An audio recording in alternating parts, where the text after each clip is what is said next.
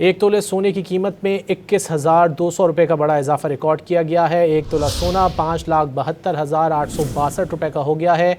10 ग्राम सोना 18,175 रुपये इजाफे से 4,91,136 रुपये का हो गया है। आलमी गोल्ड मार्केट में सोना $212 महंगा होकर 5,505 फी औंस की रिकॉर्ड सतह पर पहुँच गया है। एक तोले सोने की कीमत में 21,200 रुपये का बड़ा इजाफा रिकॉर्ड किया गया है। एक तोला सोना 5,72,862 रुपये का हो गया है।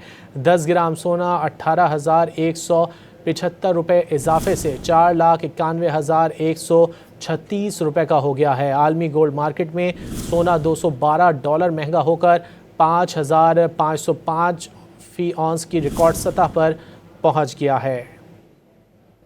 एक तोले सोने की कीमत में 21,200 रुपये का बड़ा इजाफा रिकॉर्ड किया गया है। एक तोला सोना 5,72,862 रुपये का हो गया है।